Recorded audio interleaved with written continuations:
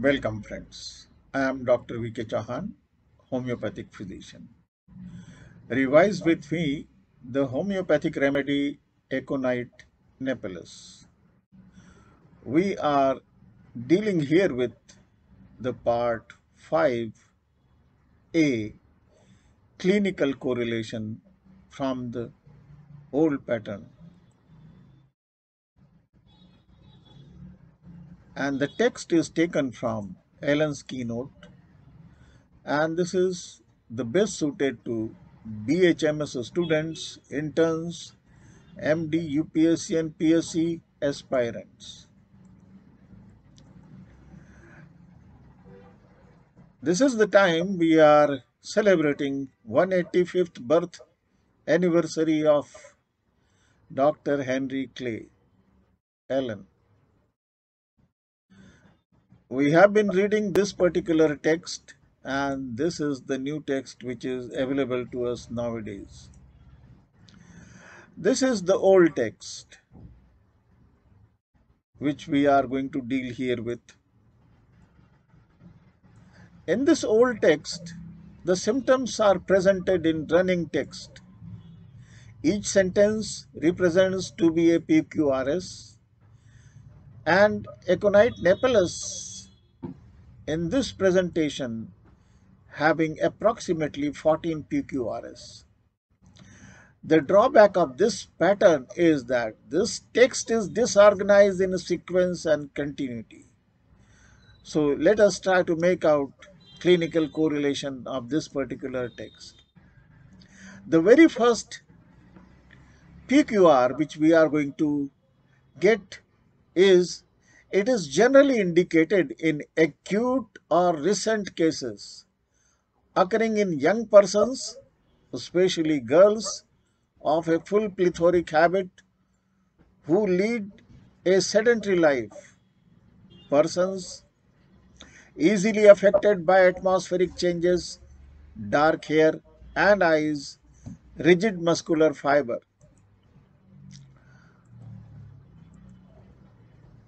So you can find out few important facts which are presented here by Allen, that this remedy is mostly indicated in acute recent cases. The client characteristic is very particularly young persons, especially girls. Physical characteristics: dark hair, eyes, rigid muscular fiber, full plethoric habit. They are full-blooded. It points to their nutritional status. Lifestyle leads to sedentary life, and this kind of a lifestyle in long setting will cause certain problems like hypertension, diabetes and obesity. So exciting cause being affected by atmospheric changes, their reaction to change of weather, environmental cause is precipitating cause for their diseases.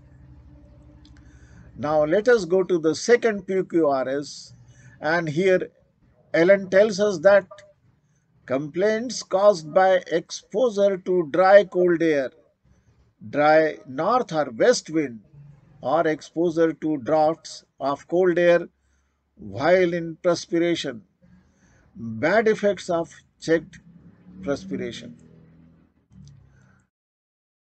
So this is a very important information for making a prescription in a case of acute onset. Please refer to aphorism 5, where Dr. Hahnemann tells us, useful to the physician in assessing him to cure are the particulars of most probable exciting cause of the acute diseases. Aconite is the medicine for acute diseases, and exciting cause is a very important kind of a thing which to make a prescription upon. In case of aconite, which is specific for acute complaints, and they are brought on by exposure to dry cold air, dry north or west wind, to drafts of cold air while in perspiration, bad effects of checked perspiration. So friends, let us go to the next PQR, and that is great fear and anxiety of mind with great nervous excitability, afraid to go out, to go into a crowd where there is any excitement or many people, or to cross the street. Clinically, this feature is very pragmatic and points to agoraphobia. Agoraphobia is fear of an open place. It is type of anxiety disorder where being in situation from which escape might be difficult or avoidance of situation is difficult. Fear of being in places outside home, alone, being in crowd or standing in line, being on bridge and traveling in bus or train or car are the situations where the patient develop this kind of a fear attack. The next PQR is the fourth. The countenance is expressive of fear. The life is rendered miserable by fear, is sure that his disease will prove fatal, predicts the day he will die, fear of death during pregnancy. Clinically, these features are consistent with acute panic attack. It is a sudden paroxysmal, unpredictable attack of severe anxiety, which is usually accompanied by severe physical symptoms. The onset is abrupt and the duration peaks within minutes, and it will last for several minutes as well as up to 2 hours, minimum 10 minutes to 2 hours approximately. You can see this picture depicts acute panic attack, sense of dread is there, choking is there, rapid heartbeat, wobbly legs, trembling is there, the patient feels faint and shaky, and during the attack, the episode of intense fear, fear of impending death, great apprehension, hyperventilation, smothering sensation, choking, dizziness, unsteady feeling, faintness, trembling, and shaking is there. Nausea and abdominal distress you will find. There can be chest pain, palpitation, and sweating also. After the attack, patient may continue to feel agitated and fatigued for several hours. In between attacks, the patient is free of anxiety. Now, the next PQR is the fifth, and we find the restlessness, anxiety, does everything in great haste, must change position often, and everything startles him. And these are the features of generalized anxiety disorder. You will find it is a vicious circle. And it is characterized by persistent and excessive worry about number of different things. People with generalized anxiety disorder may anticipate disaster and may be overly concerned about money, health, family, work, or other issues. Individuals with GAD find it difficult to control their worry. The next PQR is the pains are intolerable. They drive him crazy. He becomes very restless at night. The clinical correlation points here the pains of aconite, which are worse at night, and it has got many factors why it should be worse. Anxious people are unable to sleep well. The tired brain lacks the ability to dampen the pain signals. At night, there is no distraction and their subjective feeling of pain increases because they don't have divided attention. It is an undivided attention which they are concentrating on their complaints only. Anti-inflammatory hormone, especially the cortisol, which is a natural secretion, is low at midnight. It is not that pain is worse at night, but rather the perception of pain is more pronounced at night. The next thing what we find here is the caution. Hahnemann says, whenever aconite is chosen homeopathically, you must above all observe the moral symptoms and to be careful that it closely resembles them. The anguish of mind and body, the restlessness, the disquiet, not to be alloyed. And this is a point to remember that what are the Hahnemann's instructions for choice of remedy in acute cases. If you refer to the aphorism 211, it tells us that this holds good to such an extent that the state of disposition of patient often chiefly determines the selection of homeopathic remedy as being a decidedly characteristic symptom which can least of all remain concealed from the accurately observing physician. And these are the features in the mental journal are very, very important.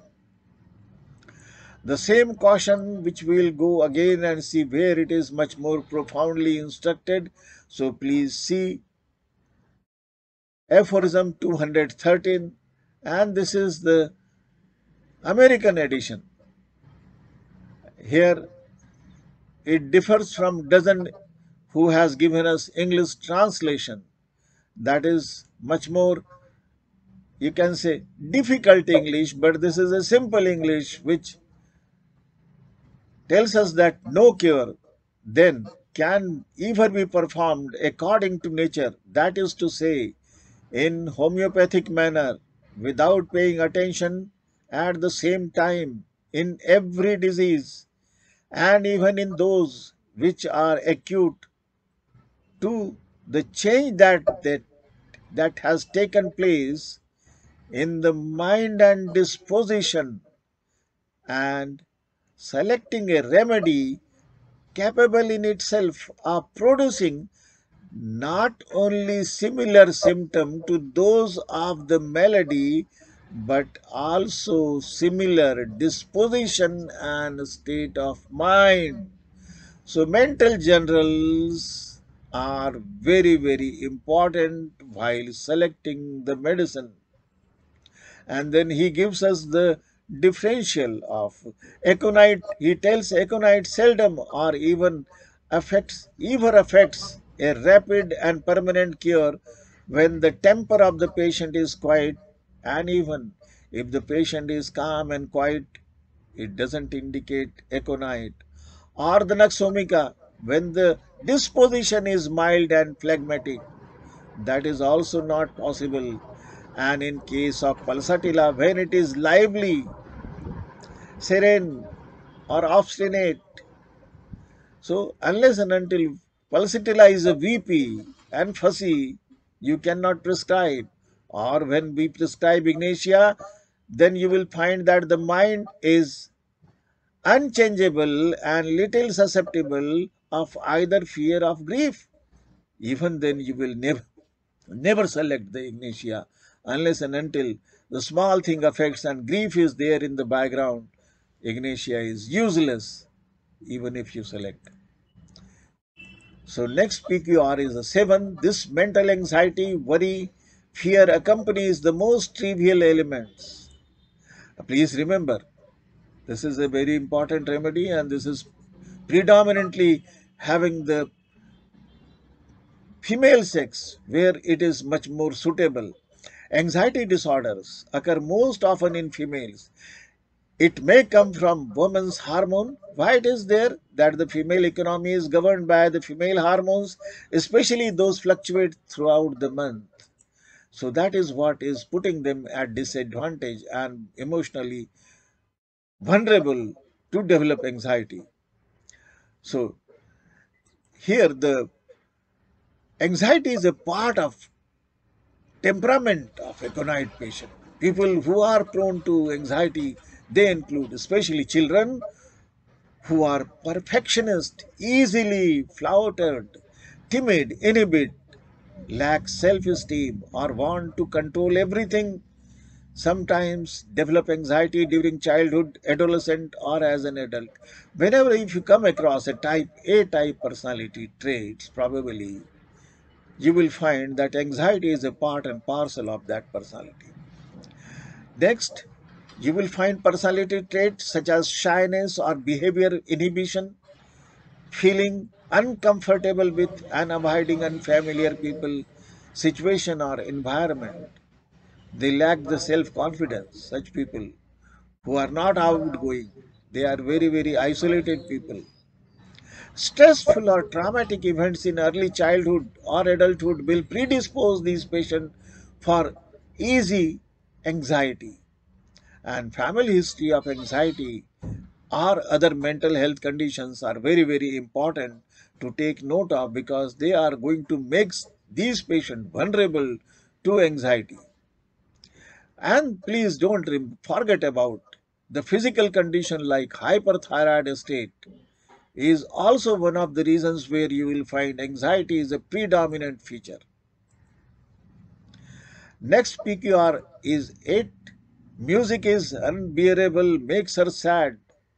During menses, it is natrum car.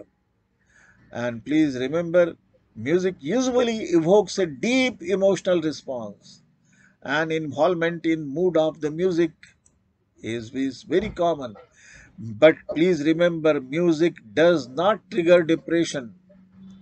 The only feeling an individual can feel is that he allows himself to feel passively. And sad music can make one sad, but it can also be cathartic and helps to get those negative feelings out. Because once you weep heartfully, you find you emotionally you feel relieved.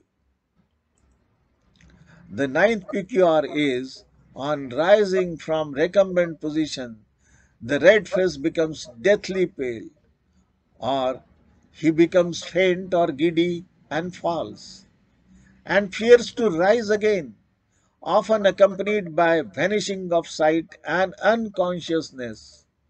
So these features are very, very important. If you notice, probably the cause of sudden fainting is due to postural hypotension. A sudden drop in blood pressure takes place, typically when a person stands up from sitting position, and it results in cerebral ischemia. And it happens due to delay in compensatory ability of autonomic nervous system to maintain the normal blood pressure. Other contributory causes could be are the hot environment or after meals, medication for hypertension like antihypertensive drugs, or you are taking diuretics. A low blood sugar can also cause fainting, and diabetic peripheral neuropathy is to be remembered as a very, very important cause of postural hypotension. Now the PQR 10 tells us about amenorrhea in plethoric girls after fright to prevent suppression of menses. This medicine is to be given, and females who have suppression of menses because of fright, this is a emotional cause which acts as a exciting factor. So emotional trauma is a stress, and it is going to affect the hormonal pathway in the body called the hypothalamic pituitary adrenal axis. Activation of hypothalamic pituitary adrenal axis is associated with increased level of cortisol and corticotropin releasing hormone CRH. The HPA axis, cortisol and CRH, The corticotropin releasing hormone helps control stress response in the body, whether it is acute or chronic. Corticotropin releasing hormone and cortisol release can suppress hormones, especially in the field of reproductive hormones, potentially leading to abnormal ovulation, aovulation, or amenorrhea, absence of menses. So what is this HPA axis?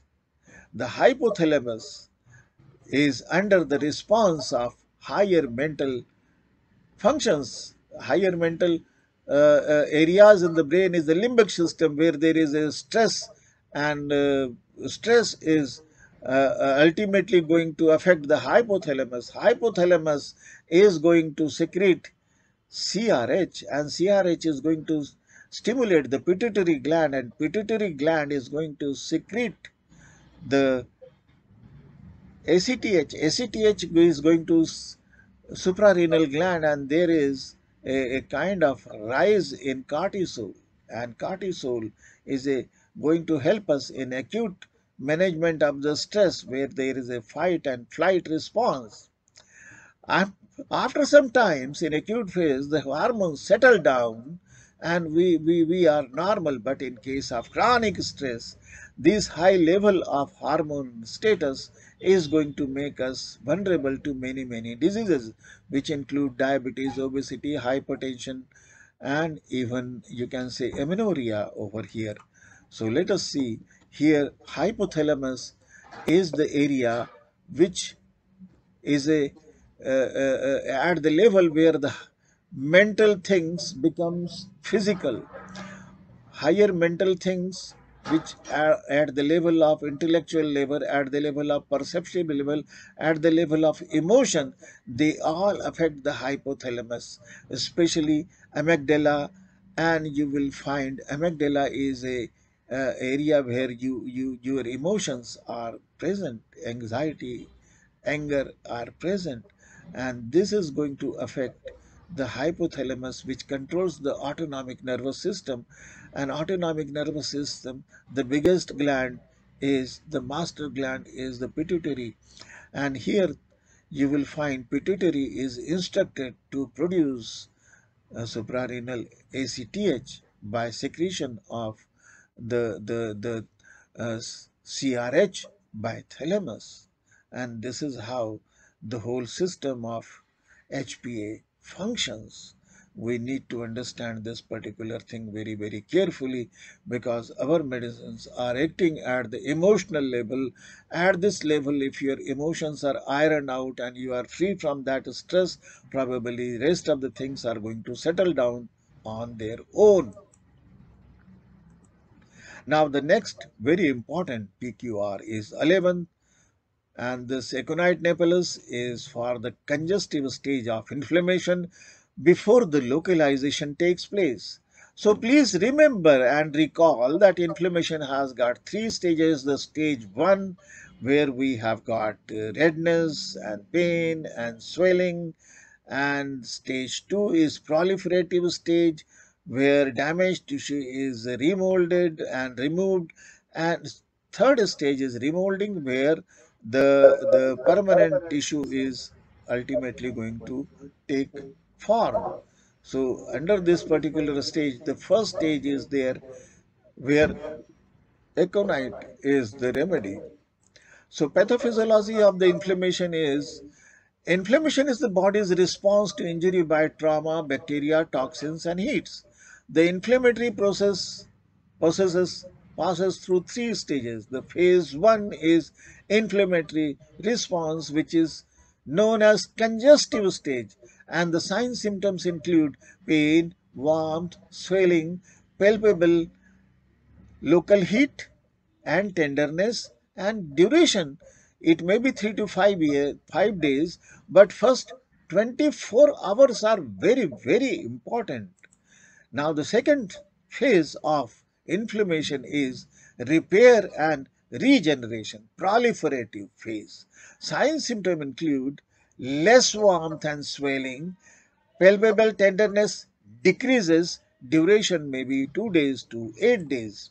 And the terminally you will find the third stage, which is known as remolding and maturation. And here the sign symptoms include tissue continues to remold, strengthen, and improve its cellular organization, and duration is months to years take place. It completes within months and years, please. So we have to be careful about while prescribing Aconite.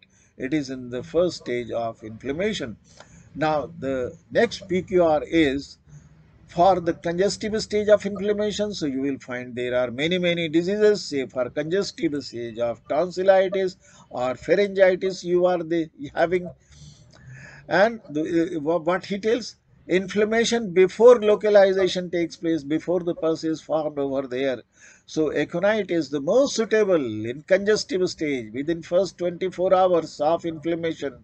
So let us recall the conditions like tonsillitis, pharyngitis, laryngitis, tracheitis, bronchitis, pneumonitis, gastroenteritis, diarrhea, dysentery, fever, toothache, otalgia, pancreatitis, appendicitis, acute myocardial infarction, acute cholecystitis.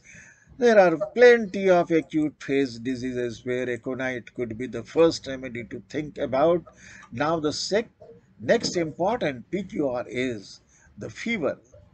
The skin dry and hot, face red or pale and red alternately, burning thirst for large quantities of cold water, intense nervous restlessness, tossing about in agony, becomes intolerable towards the evening and going to sleep. These are the symptoms which are peculiarly present in case of Aconite. So what is the pathophysiology of inflammation, or you can say febrile pathophysiology or febrile, acute febrile illness? So please remember, it usually occurs in response to invasion by foreign pathogen like virus or bacteria. The immune system tries to fight the infection before it has a chance to spread, and this is the result in elevation of body's temperature to kill off the pathogens. Acute febrile illness is when a fever develops suddenly. The exact cause of fever needs further investigation.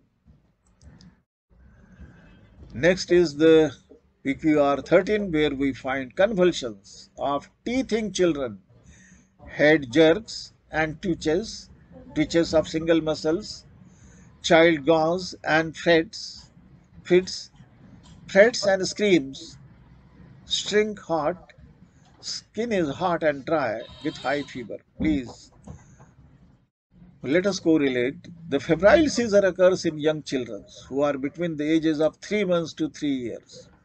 Convulsions occur as a very high fever, which is usually over 102.2 or 204 Fahrenheit. A sudden rapid rise in temperature triggers the convulsions. The peak age for febrile seizure is between the ages of 12 months to 18 months of age. It is rare for febrile seizure to cause brain damage. Overall risk for recurrent febrile seizure is about 30%.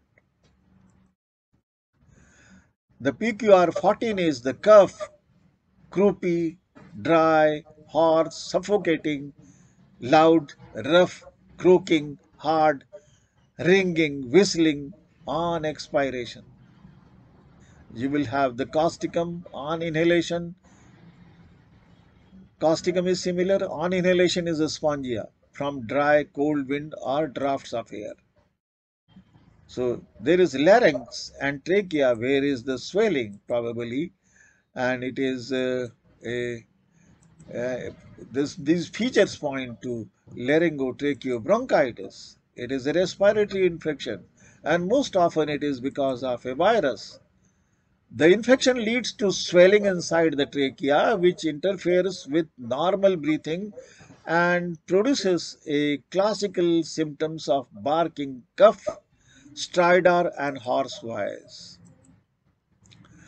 So next instruction comes from Ellen. It is a form of the caution. Aconite should never be given simply to control the fever. Never alternate with any other drug for that purpose. If it be a case requiring aconite, no other drug is needed. Aconite will cure the case unless indicated by exciting cause. It is always injurious in the first stage of typhoid. If you prescribe where your diagnostics are poor, please remember, as soon as the typhoid starts, the pulse rate is having relative bradycardia, but then all other fevers, mostly apart from viral fevers, you will find pulse rate will be higher than that. And if you suspect it is typhoid from the onset itself, evening rise of temperature and rising pulse rate every by the end of first week, it settles down. So you should be very careful about certain signs and symptoms of the particular disease and avoid making this bloody mistake to prescribe aconite in an initial stage of typhoid. So, however, once again, I am going to repeat the therapeutic caution. Aconite should never be given simply to control fever, never alternate with any other drug for that purpose. If it will be a case requiring aconite, no other drug is needed. Aconite will cure the case unless indicated by the exciting cause. Please remember, exciting cause is very important here. It nearly always injurious in the first stage of typhoid. Unless and until if there is a exciting cause, your prescription may be right even in case of typhoid. So thanks for patient listening. Thank you once again very much.